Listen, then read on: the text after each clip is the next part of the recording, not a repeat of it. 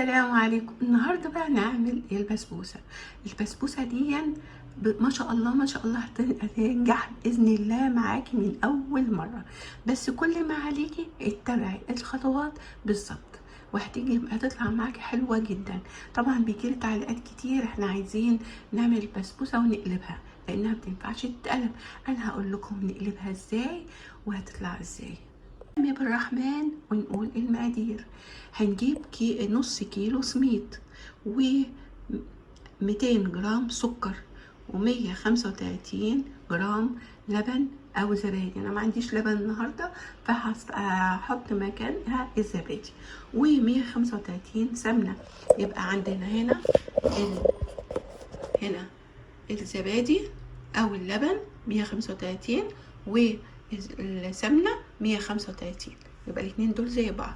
نص كيلو السميد نجيب كيلو سميد ونقسمه 2 او نخلي الراجل يوزنه لنا اللي هو بتاع الخامات.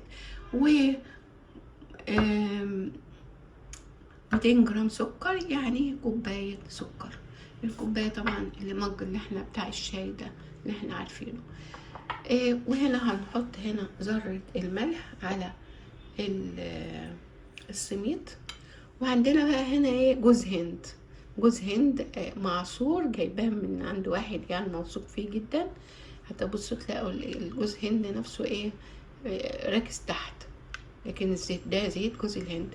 وشوية فانيليا وطبعا رشة الملح اهي و4 معالق عسل جلوكوز حطيتها في الحلة هنا عشان الحلة دي هنحطها على النار. هنحط العسل الجلوكوز مع الزبادي كده مع السمنة كده كله على بعضه ونحطهم على النار يسخنوا. والسكر نحط السكر ونقلب علشان السكر يدوب على النار. كل ده على النار اهو، كله على النار. حطوهم على النار لغايه ونقلب لغايه ما السكر يدوب. هنا بقى السميد هنحط عليه رشه الملح ونقلبها بس كده، ورشه الفانيليا اهي.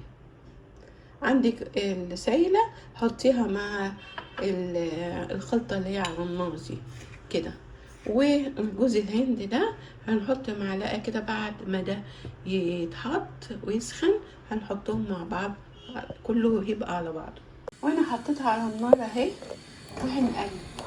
هنقلب لغايه ما السكر يدوب اهي. نقلب كويس لغايه ما السكر يدوب. طبعا مش هتعمل عرق ولا حاجه لان احنا لسه محطناش السميد. نيجي اهم حاجه نحضر الصينيه. في كتير جدا قالوا لي ازاي نعرف الصينيه كام سنتي.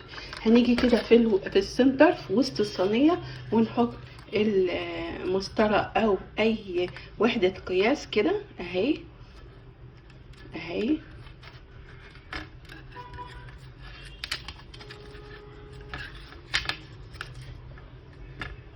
نلاقي 30 سنتي اهي كده 30 سنتي. يبقى كده احنا الصينيه بتاعتنا 30 سنتي. طب هنعمل ايه بقى علشان ما تلزقش؟ هنجيب الاكياس دي طبعا عارفينها بتاعت الفراخ اللي هي بتدخل الفرن، وناخد كيس نطلع كيس كده منها ونفتحه ونحطه في الصينيه. انا فتحت الكيس اهو وحطيته. هاخد مقاس الصينيه واقصها بس كده. يبقى وهدهنه طبعا سمنه. يبقى انا كده خلصت من الحته بتاعت ان البسبوسه بتلزق في الصينيه. الصينيه هنا كده جاهزه اهي. فتحت الكيس بتاع الفرن حطيتها كده ودهنتها بالسمنه.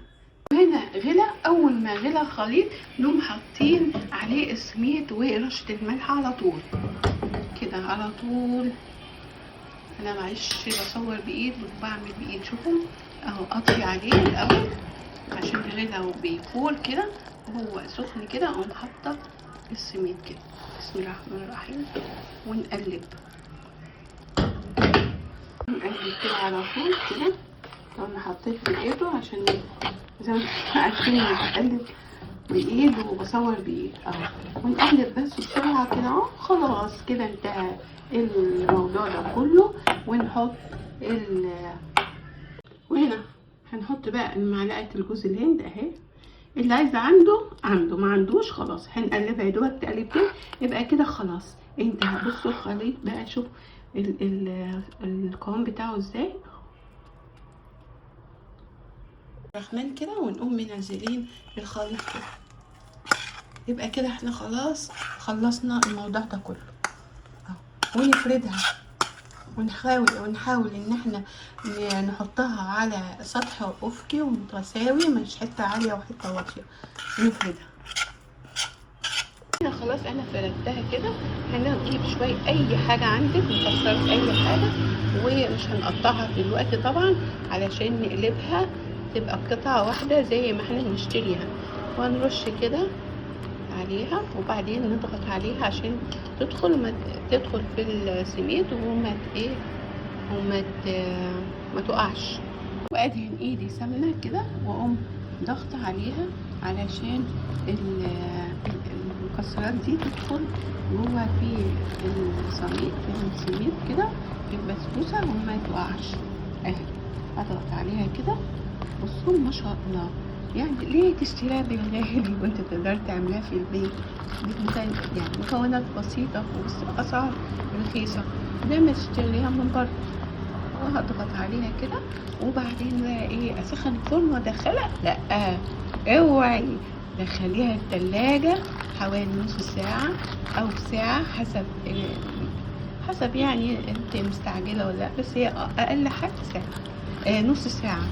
وبعدين ادخل الفرن على 180 او 170 المهم حسب الفرن عندك. المهم تاخد 25 دقيقة نص ساعة بس مش اكتر عشان ما تنشفش ولا حاجة. واهم حاجة انك تحطيها على ترابيزة او اي حاجة مستوية، ما تبقاش عالية من ناحية وواطية من ناحية. يبقى كده خلاص انا عملتها اهي.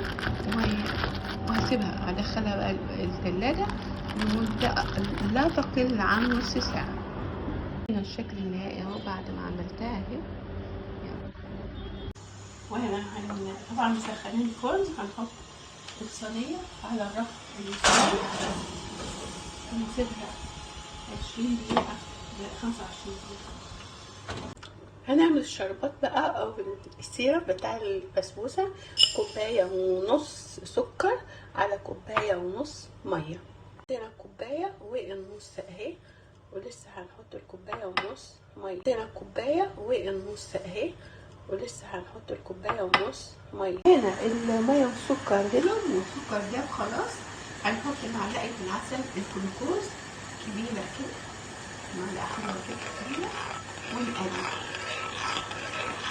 وبعدين نحط نص ليمونة كده ونصفى كده نصفيها عشان الفلفل ما ينزلش.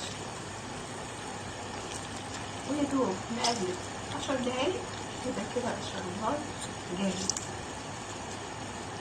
ونسقي الصينية أول ما تدخل وهي سخنة، نسقيها على طول.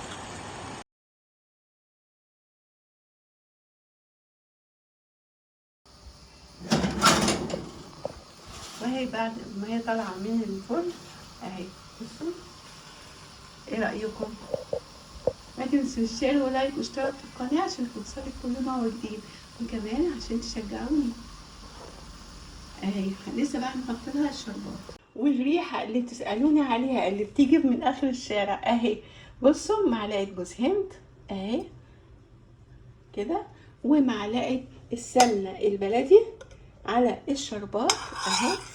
ونقلب كده هنسقي نحط دي كله على صينية البسبوسة. وبعد كده نسيبها 5 دقايق تشرب. وبعد كده يعني ايه، نصفي الباقي اللي هي مش عايزاه مش محتاجاه، نصفيها سم الرحمن. وناخد الشربات كده اهو ونسقيها.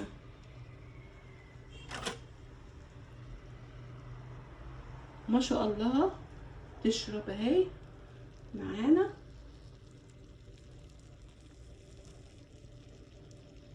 الكمية دوب حلوة قوي. كوباية ونص سكر على كوباية ونص ميه، ما حطيتلهاش عسل جلوكوز ولا حاجه. عايزين ونص ليمونه او ملح ليمون او معلقه عسل جلوكوز. بصوا شوف الجمال بقى ما شاء الله اهي. نعمل كده، ولازم نكون الرخامه او الحته اللي احنا هنحط عليها الصينيه تكون مستويه، عشان ما تشربش من المكان والمكان التاني ما تبقى ايه مش شاربه. كده هنا كده بعمل شو ازاي كده علشان الشربات يجي هنا برضو اهي، لان انا بصور بايد وبعمل بايد اهي. شايفين بتشرب ازاي ما شاء الله؟ معنى كده ان هي ناجحه، وده السر الريحه اللي بتسالوني عليها. شوفوا ايه رايكم؟ الجمال ده كله ولا احلى. بصوا هسيبها بقى 5 دقايق واغطيها، وبعدين اشوفها بقى الباقي اللي من الشربات اصب يعني افضيه من الصينيه. لو في شربات يعني انا لو ضغطت عليها كده هلاقيها شربت، يعني سخنه هي سخنه، لان اول ما طلعتها سقيتها على طول اهي بعد ما شربت.